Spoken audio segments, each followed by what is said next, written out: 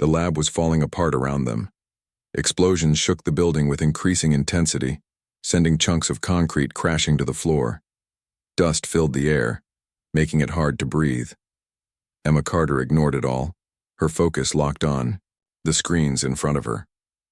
The beam from Project Sentinel had weakened the Zorathian flagship's shield, but not enough to disable it completely.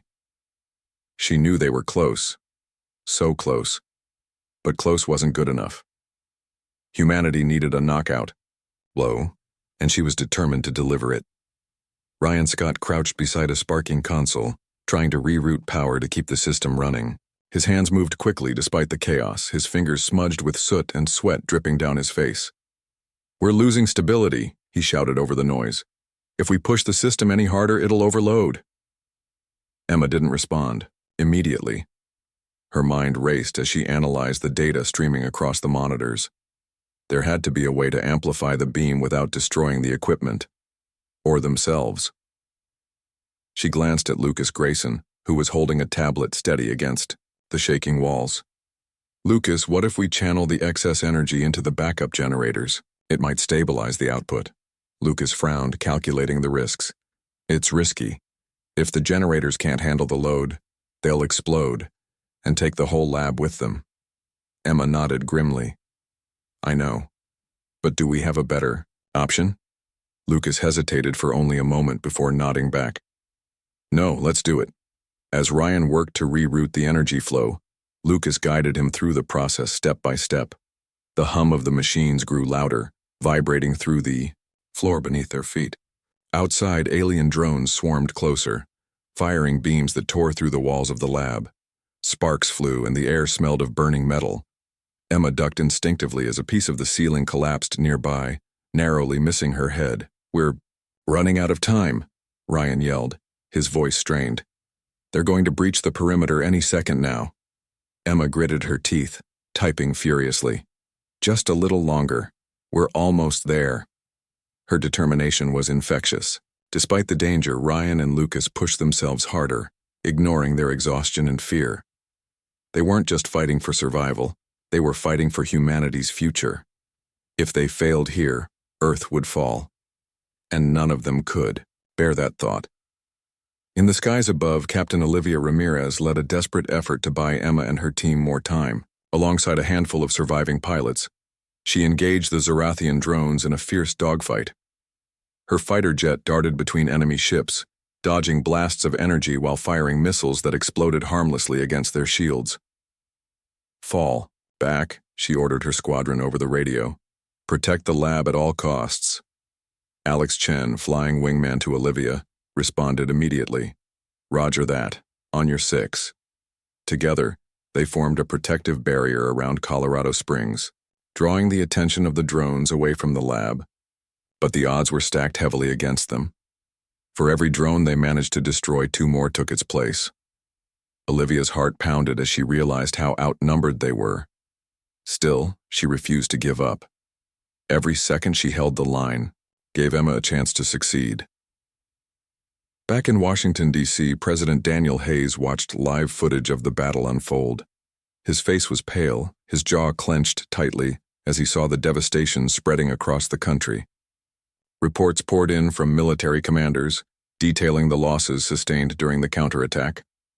General Robert Stone stood beside him, his usual confidence replaced by quiet frustration.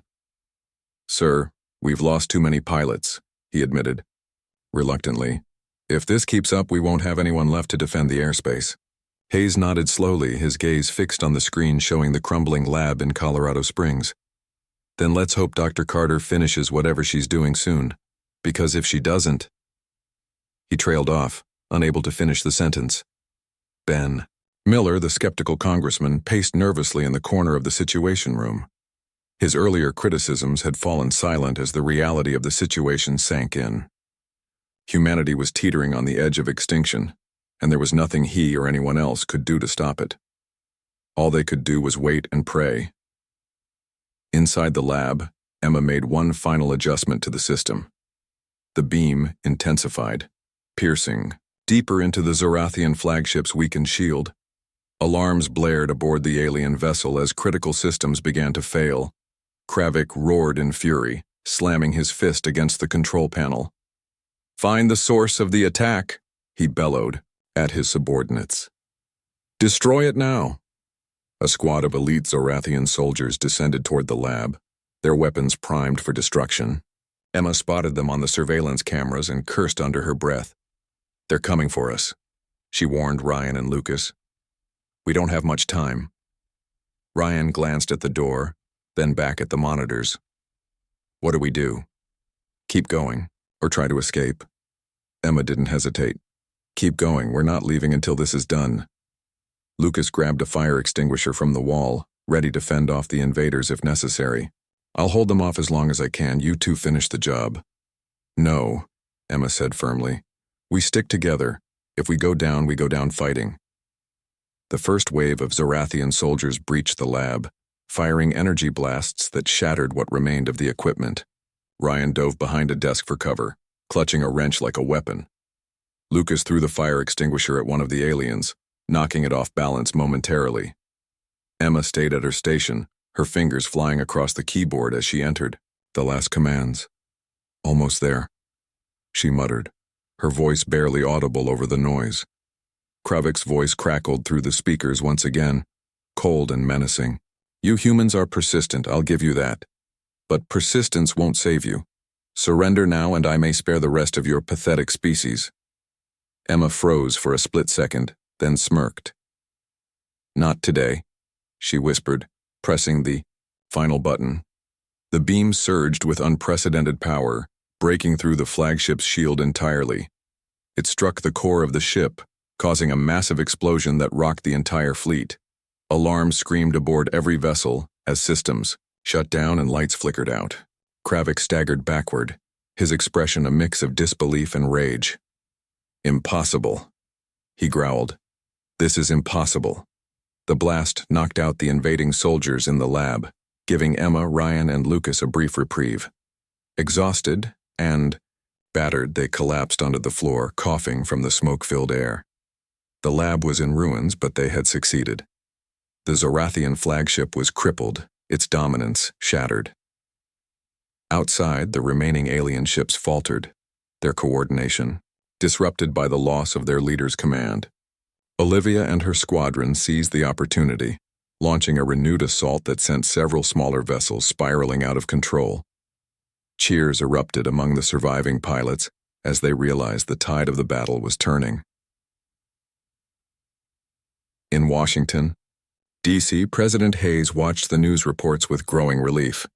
The Zorathians were retreating, their once impenetrable fleet scattering in disarray. "Dr. Carter did it," he said quietly, a hint of awe in his voice. "She actually did it." General Stone nodded, a rare smile breaking through his stern demeanor. "Against all odds, she saved us, but the victory came at a cost." As the dust settled in Colorado Springs, rescue teams searched the wreckage of the lab for survivors. Paramedics found Ryan and Lucas unconscious but alive, pulling them free from the debris. But when they reached Emma, they discovered she was gravely injured, her body broken from the collapsing structure. She clung to life just long enough to hear the words of gratitude whispered by those who arrived to save her. "You did it, Dr. Carter," one of the paramedics said softly, holding her hand. "You saved us all." Emma managed a faint smile before slipping into unconsciousness. Around her, the world began to rebuild. Cities rose from the ashes, stronger and united. People mourned the lives lost but celebrated the bravery of heroes, like Emma, Ryan, and Olivia. Though scarred, humanity emerged wiser and prepared for whatever challenges lay ahead. Somewhere far beyond Earth, Kravik plotted his revenge. The humans had proven themselves more dangerous than he'd anticipated, but he wouldn't make the same mistake twice. As his damaged flagship limped away from the planet, he vowed to return, with greater force and deadlier weapons. Earth had won the battle, but the war was far from over. The aftermath of the Zorathians' first strike left Earth reeling. Cities lay in ruins, their once bustling streets now silent except for the crackle of flames and the distant wail of sirens. The air was thick with smoke, and the sky glowed, an eerie orange from the fires raging below. Millions of lives had been lost in a matter of hours, and those who survived were left to pick up the pieces or flee in terror. Humanity's hope seemed to be slipping away like sand through fingers. In Colorado Springs, Emma Carter felt the weight of the world pressing down on her shoulders. The lab was quiet now, save for the hum of computers and the occasional clatter of keys as she and her team worked tirelessly. Ryan Scott sat hunched over his laptop, his face pale and drawn. Lucas Grayson paced back and forth, muttering calculations under his breath. None of them had slept in what felt like days, but exhaustion was the least of their concerns. Failure wasn't an option, not when so much depended on them. Emma stared at the screen in front of her, her eyes bloodshot but focused. The latest simulation results showed promise, but not enough. Project Sentinel's electromagnetic pulses could disrupt enemy systems, but only if they hit the right frequency. So far, they hadn't found it. "We're missing something," she said aloud, breaking the tense silence. "There has to be a weak point in their shields. Something we can exploit." Ryan looked up from his laptop, his expression grim. "What if there isn't? What if their technology is just too advanced?" Emma shook her head firmly. "No, nothing's perfect. Even the strongest shield has flaws. We just need to find theirs." Lucas stopped pacing and joined them at the workstation. "Maybe we're looking at this the wrong way," he suggested. "Instead of trying to brute force our way through, what if we focus on how their shields generate power? If we can overload the system, overloading might work," Emma interrupted, her mind racing. "But we'd need more energy than we currently have access to." She glanced at the clock. Less than 24 hours remained before the president's deadline. They were running out of time and options. As the team debated their next move, chaos continued to unfold outside. In Washington, D.C., President Daniel Hayes held another emergency meeting. Military leaders reported the devastating losses suffered during the failed counterattack. General Robert Stone slammed his fist on the table, his face red with frustration. "We underestimated them," he admitted grudgingly. "Their shields are impenetrable, our weapons can't touch them." Ben Miller, the skeptical congressman, seized the opportunity to criticize the administration's handling of the crisis. "This is exactly why I warned against rushing into battle," he snapped. "Now we've lost countless lives and resources. And for what? To prove that we're powerless?" President Hayes raised a hand to silence him. "Enough. Blame won't help us now. Dr. Carter is working on something that could turn the tide. Until then, we regroup and prepare for whatever comes next." Ben leaned back in his chair, crossing his arms. "And what if her project fails? Then what?" Hayes didn't answer. He didn't have to. Everyone in the room knew the implications. If Project Sentinel failed, humanity would face annihilation. Meanwhile, in Edwards Air Force Base, Captain Olivia Ramirez nursed a cup of coffee in the mess hall. Her hands trembled slightly as she replayed the events of the night before in her mind. The explosions, the screams over the radio, the sight of Jake's plane spiraling out of control. It all haunted her. She had trained for combat, but nothing could have prepared her for the sheer scale of destruction caused by the Zorathians. A fellow pilot named Alex Chen approached her, sliding into the seat across the table. "You okay?" he asked gently. Olivia forced a smile, though it didn't reach her eyes. "I'll survive, but I don't know about the rest of us." Alex nodded, his expression somber. "They say Dr. Carter's working on some kind of secret weapon. Think it'll work?" "I hope so," Olivia replied quietly. "Because if it doesn't, well, let's just say I don't want to be around to see what happens next." Back in Colorado Springs, Emma and her team made a breakthrough. After hours of analyzing data, Ryan noticed something unusual, a faint fluctuation in the energy, readings emitted by the alien ships. It was subtle, almost imperceptible, but it was there. "Wait a minute," he said, pointing to the screen. "Look at this. Their shields aren't completely solid. There's a narrow frequency range where the energy dips slightly." Emma leaned closer, her heart racing. "That's it. That's the weak point." Lucas grabbed a notebook and began scribbling equations. "If we target that specific frequency, we might be able to punch through their defenses. But targeting, it won't be easy." Emma cautioned. We'll need to redirect power from civilian infrastructure to boost the signal, and even then there's no guarantee it'll work. Ryan frowned. Redirecting power means cutting off electricity to millions of people. Hospitals, schools, homes, they'll all go dark. Emma hesitated, knowing the consequences of such a decision. But what choice did they have?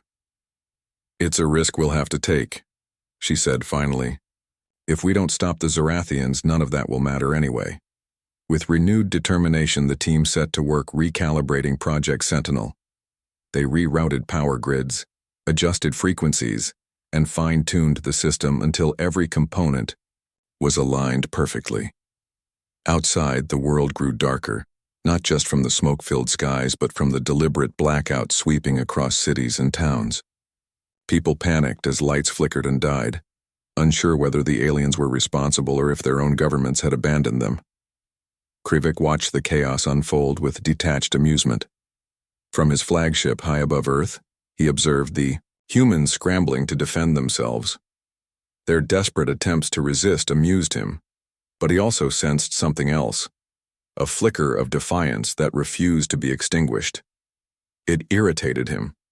These primitive creatures should have surrendered by now. Instead, they clung to hope, clinging to life like insects trapped beneath a boot. Unbeknownst to Kravik, that flicker of defiance burned brightest in Colorado Springs.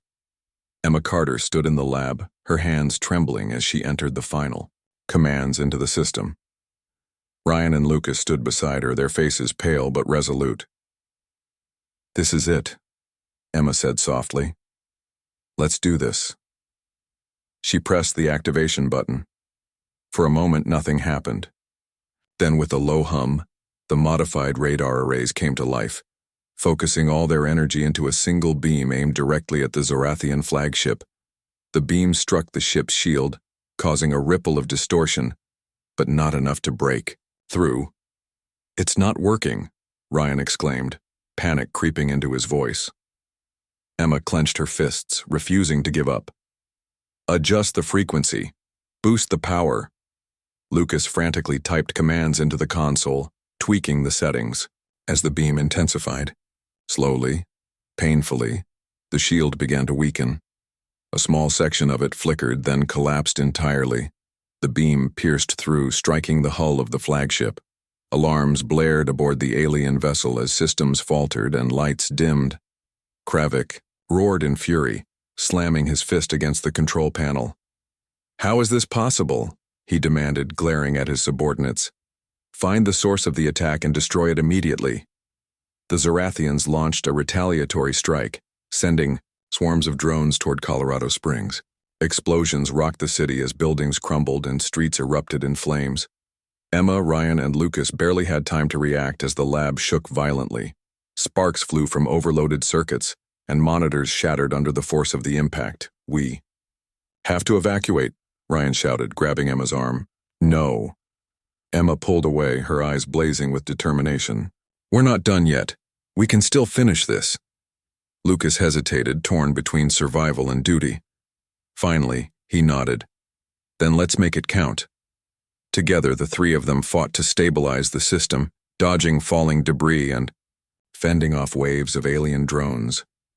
Outside, the world teetered on the brink of collapse, but inside the lab, a spark of hope remained. Emma Carter refused to surrender, and neither did her team. Against all odds, they were determined to prove that humanity wasn't as weak as the Zorathians believed. Somewhere deep within the flagship, Kravik seethed with rage. The humans had dared to defy him, to challenge the might of the Zorathian Empire. He vowed to crush them utterly, to erase their species from existence. But even as he plotted his revenge, a tiny part of him couldn't help but wonder, had he underestimated these fragile, defiant creatures? The battle was far from over. The calm before the storm didn't last long. By midnight, the Zorathian fleet began to stir. The massive ships that had hovered silently above Earth for hours now shifted positions, their sleek metallic surfaces gleaming ominously in the moonlight. On the ground, people watched with growing dread as beams of light shot out from the alien vessels, scanning cities and landscapes below. It was clear they were preparing for something, and whatever it wasn't going to be pleasant. In Colorado Springs, Emma Carter felt a chill run down her spine as she stared at the live satellite feed on one of the monitors in her lab. Her hands trembled slightly as she adjusted the settings, zooming in on the movements of the alien ships. "They're up to something," she murmured, more to herself than anyone else. Ryan Scott, who had been dozing off in a chair nearby, jerked awake at the sound of her voice. "What is it?" he asked groggily, rubbing his eyes. "They're moving," Emma replied, her tone sharp with urgency. "I don't know what they're planning, but it can't be good." Lucas Grayson, who had stayed late to help with the calculations, leaned closer to the screen. His brow furrowed as he studied the patterns of the alien fleet. "It looks like they're targeting specific locations, major cities, military bases, power grids." He turned to Emma, his expression grave. "If they attack, we're looking at catastrophic damage." Emma clenched her fists, frustration bubbling inside her.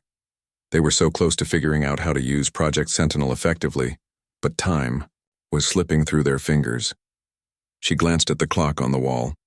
Less than 36 hours remained before the president's deadline. If they couldn't activate the system soon, humanity would have no choice but to face the Zorathians head-on, and everyone knew how that would end. As if on cue, the screens in the lab flickered violently.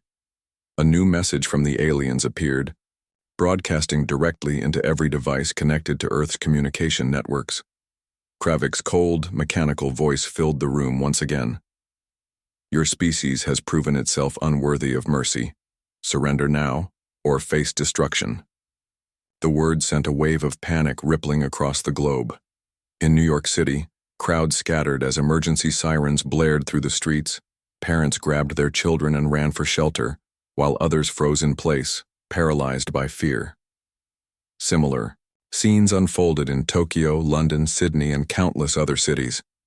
The message was clear. The Zorathians weren't bluffing anymore. Back in Colorado Springs, Emma felt a surge of anger mixed with desperation.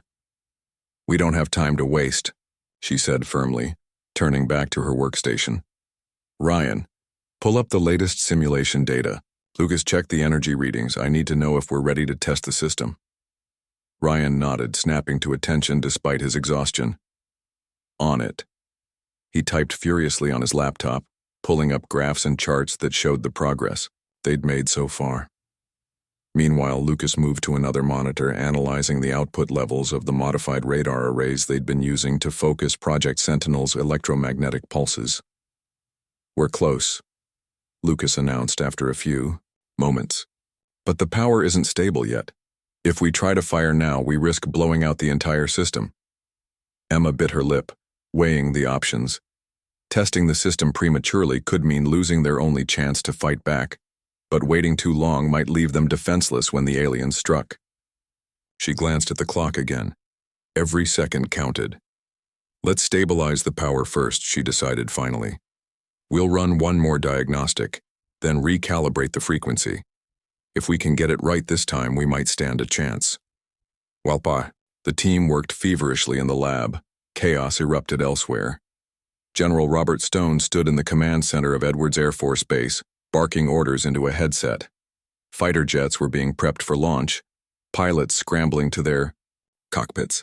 Among them was Captain Olivia Ramirez, her heart pounding as she went through the final checks on her aircraft. "This is insane," muttered the pilot seated next to her, a young man named Jake Miller, no relation to the skeptical congressman. "What are we supposed to do against those things, throw rocks?" Olivia shot him a sharp look. "We do what we've trained for, we fight. Maybe we can't win, but we sure as hell won't go down without trying."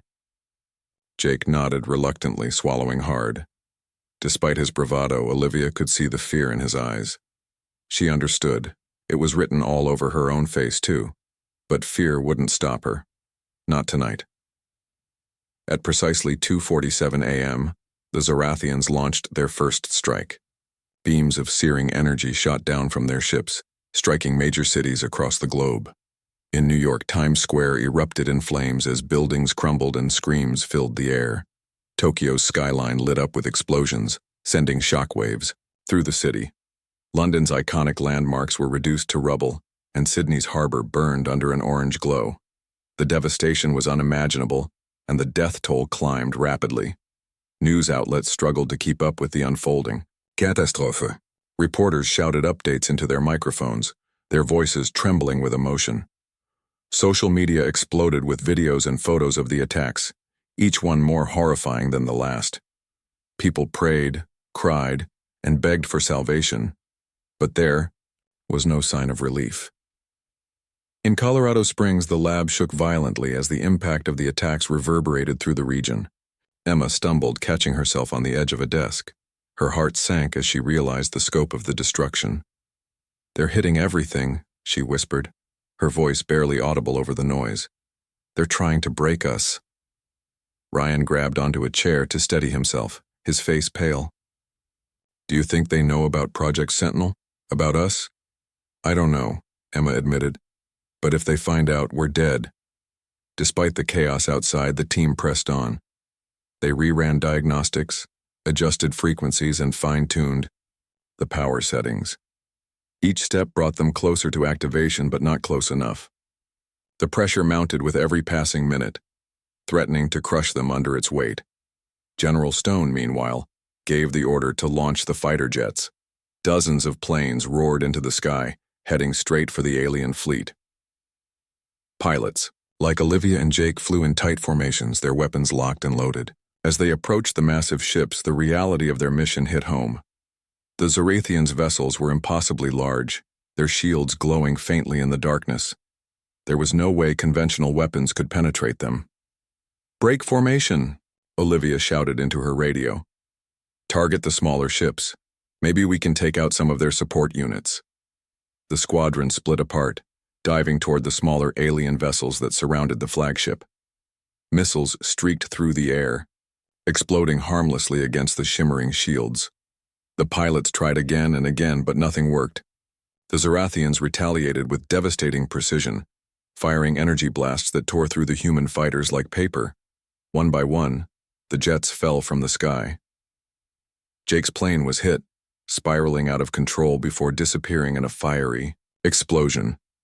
Olivia gritted her teeth, fighting back tears as she narrowly avoided a blast aimed at her cockpit. "Fall back," she yelled into her radio. "We can't win this. Fall back."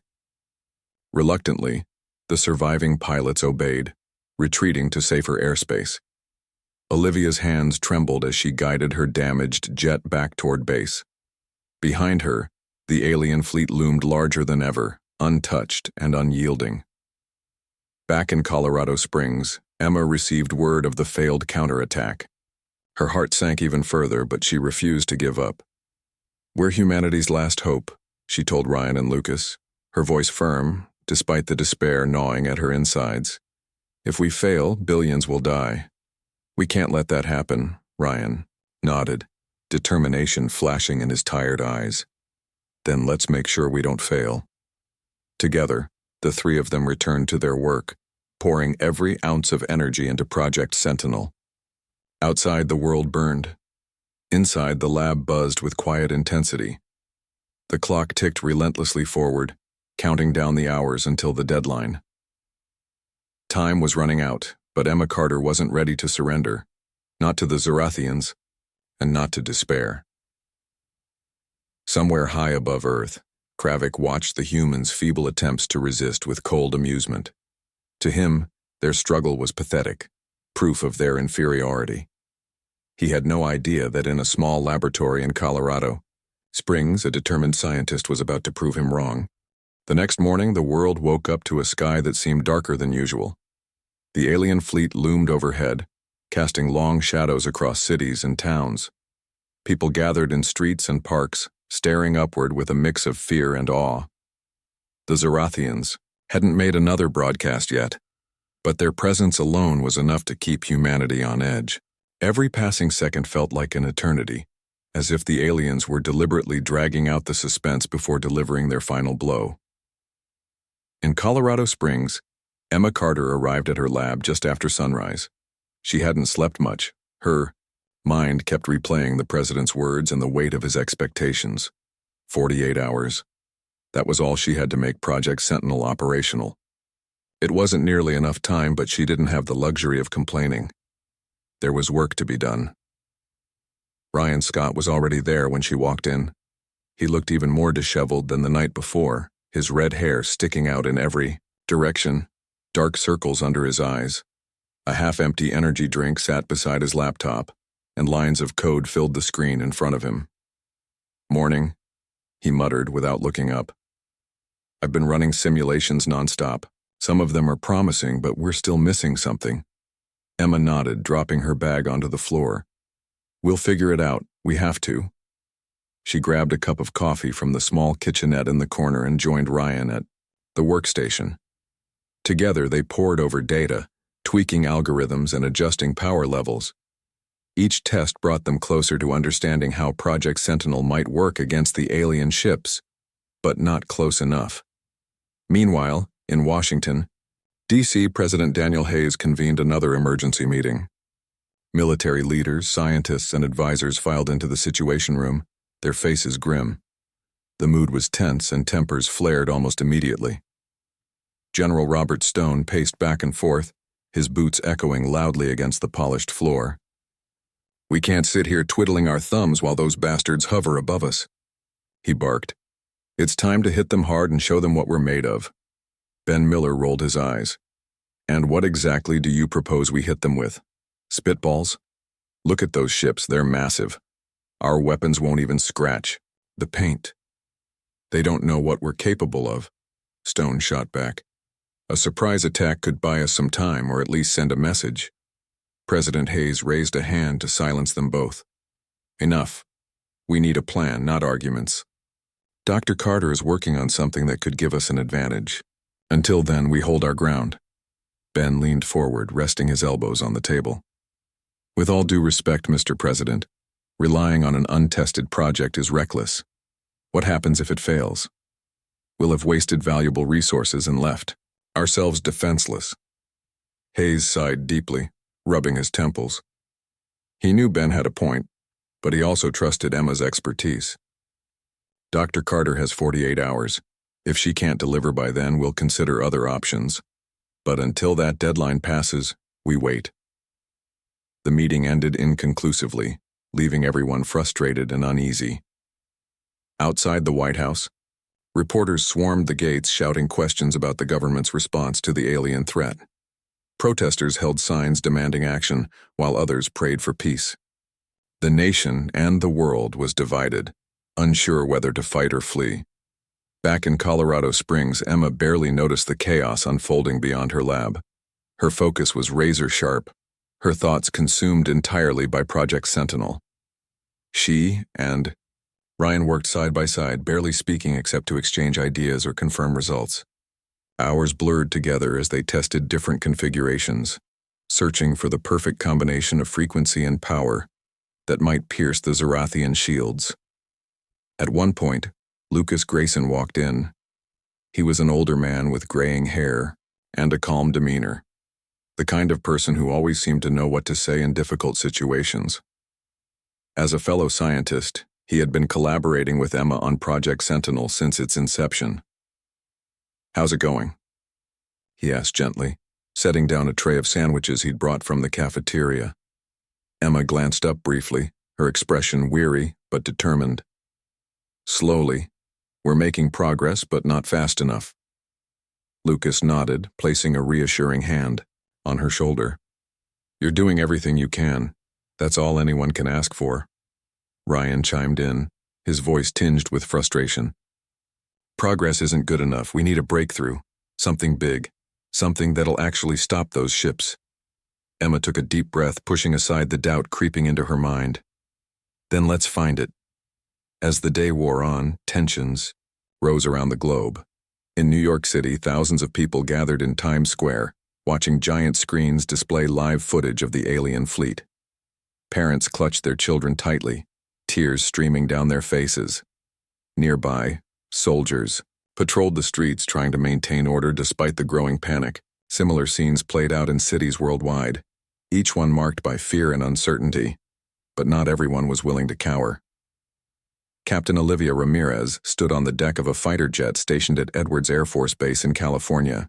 She was a seasoned pilot with years of experience under her belt, known for her quick reflexes and fearless attitude. Today, however, she felt a knot of dread twisting in her stomach. The mission briefing had been brief and to the point. Prepare for combat. The specifics were unclear, but the implication was obvious. They might soon face the Zorathians head-on. Olivia climbed into the cockpit of her jet, strapping herself in, tightly. Around her, other pilots did the same, their faces masks of determination. None of them spoke. Words weren't necessary. They all understood the stakes. This wasn't just about protecting their country, it was about protecting humanity itself. While the military prepared for battle, the Zorathians remained eerily silent. Their ships hung motionless in the sky, as if waiting for something, or someone, to make the first move. Kravik watched the humans below with detached amusement. To him, their frantic preparations were laughable. Did they really think they stood a chance against the might of the Zorathian Empire? Unbeknownst to Kravik, his arrogance would prove to be his greatest weakness. Hidden away in Colorado Springs, Emma Carter refused to give up. Despite the overwhelming odds, she continued to push forward, driven by sheer willpower and the belief that humanity deserved a fighting chance. With Ryan and Lucas by her side, she poured every ounce of energy into Project Sentinel, knowing that failure wasn't an option. By late afternoon, exhaustion began to take its toll. Emma slumped into a chair, her hands trembling slightly as she sipped a fresh cup of coffee. Ryan leaned against the wall, scrolling through pages of data on his tablet. Lucas sat nearby, jotting notes in a worn notebook. The three of them exchanged tired smiles, finding solace in their shared determination. "We're close," Emma said finally, breaking the silence. "I can feel it." Ryan raised an eyebrow. "Feeling isn't proof. It's hope," Lucas interjected softly. "And right now, that's all we have." Emma nodded, her resolve strengthening. Hope wasn't much, but it was enough to keep her going. Somewhere out there, buried in the endless stream of numbers and equations, lay the key to defeating the Zorathians. All she had to do was find it. As night fell once again, the lab buzzed with quiet activity. Outside, the world braced itself for whatever came next. The aliens had mocked Earth's danger, dismissing humanity as insignificant. But in a small laboratory in Colorado Springs, a team of scientists worked tirelessly to prove them wrong. The clock was ticking, but Emma Carter wasn't ready to give up. Not yet. The sky above Earth was unusually quiet that morning, almost too still. Birds chirped lazily in the trees, and people went about their daily routines without a second thought. In cities like New York, Tokyo, and London, life buzzed as it always did. Crowds hurried to work, cars honked on busy streets, and children laughed in schoolyards. No one noticed the faint hum growing louder in the atmosphere. It was subtle at first, like the distant rumble of thunder, but within minutes, it became impossible to ignore. High above the planet, something enormous moved through space. The object wasn't just big, it was colossal, dwarfing even the largest human-made structures. A fleet of ships followed behind it, sleek and menacing, glinting ominously under the light of the sun. These weren't explorers or diplomats. They were conquerors, and they had come for Earth. Back on the ground, Emma Carter sat hunched over her desk in a small laboratory located in Colorado Springs. Her workspace was cluttered with papers, computer screens, and half-empty coffee cups. She adjusted her glasses and squinted at the data scrolling across one of the monitors. For weeks now, she'd been tracking unusual energy readings emanating from deep space. At first, she thought it might be some kind of cosmic phenomenon, but the patterns were too deliberate, too organized. Whatever it wasn't natural. Emma leaned back in her chair and rubbed her temples. She hadn't slept much lately. The weight of what she suspected pressed heavily on her mind. If she was right, and she feared she was, humanity wasn't alone in the universe anymore. And whoever these visitors were, they didn't seem friendly. As if on cue, every screen in the lab flickered violently before displaying the same image. A massive alien ship hovering directly above Earth's atmosphere. Its surface shimmered, like liquid metal, reflecting the blue and green hues of the planet below. Smaller vessels detached from its sides, spreading out in formation. Panic gripped Emma's chest as she realized the scope of what she was seeing. This wasn't an exploration mission, it was an invasion. Before she could process anything further, a voice boomed through the speakers connected to her equipment. It wasn't human. The tone was cold, mechanical, and laced with arrogance. "Attention, inhabitants of this primitive world," the voice began. "We are the Zorathian Empire.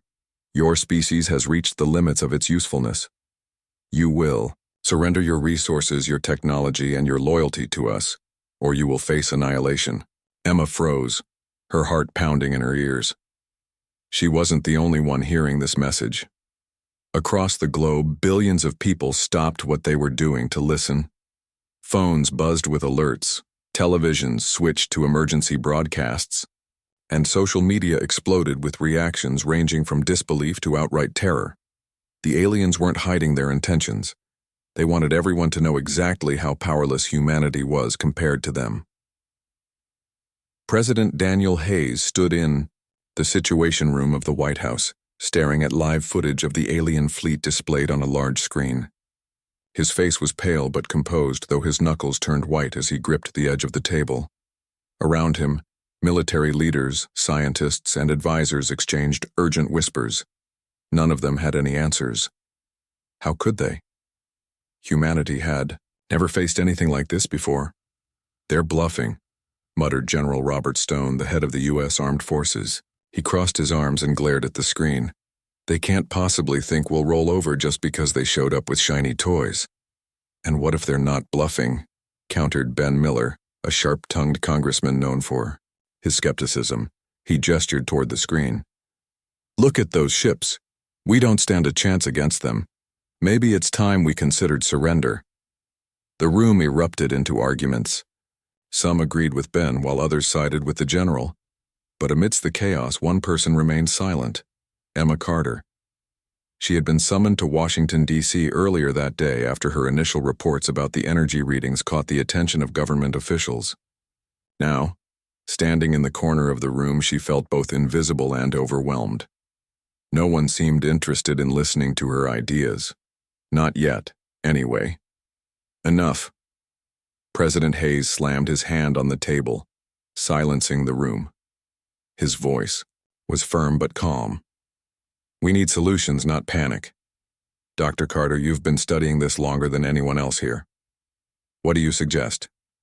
All eyes turned to Emma. She swallowed hard, suddenly aware of the immense responsibility resting on her shoulders. Taking a deep breath, she stepped forward. "Sir, I believe there's still hope. My team has been working on something called Project Sentinel. It's experimental, but it could give us an edge." "What is it?" asked General Stone, raising an eyebrow. "It's a defense system designed to counteract advanced weaponry," Emma explained quickly. "It uses redirected electromagnetic pulses to disrupt enemy targeting systems.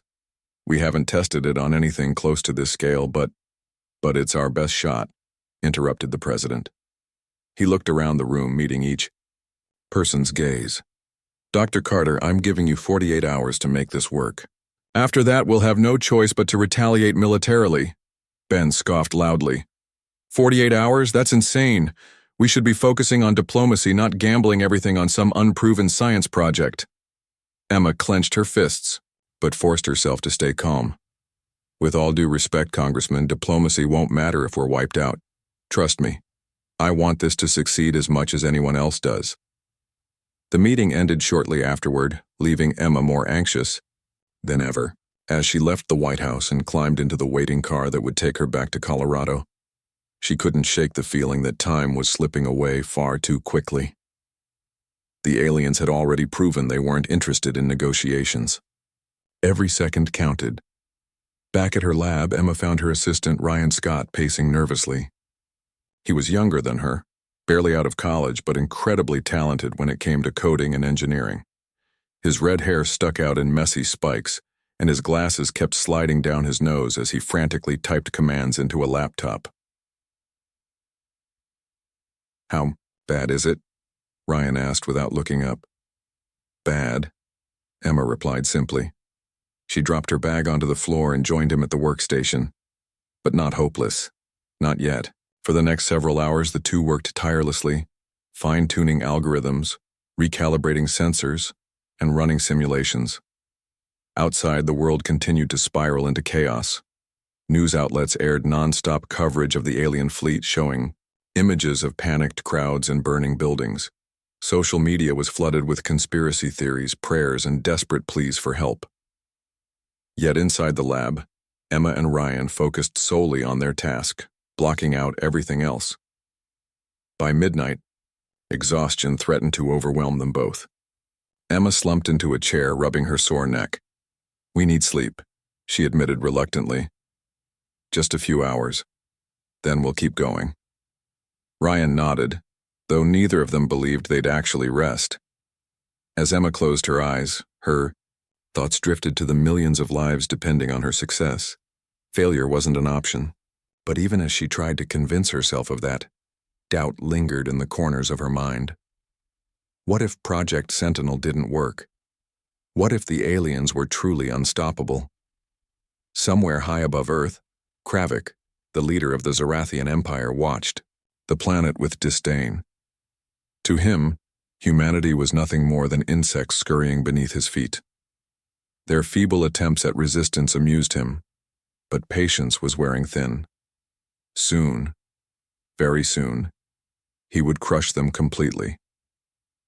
Little did he know, hidden in a modest laboratory in Colorado Springs, a determined scientist was about to prove him wrong.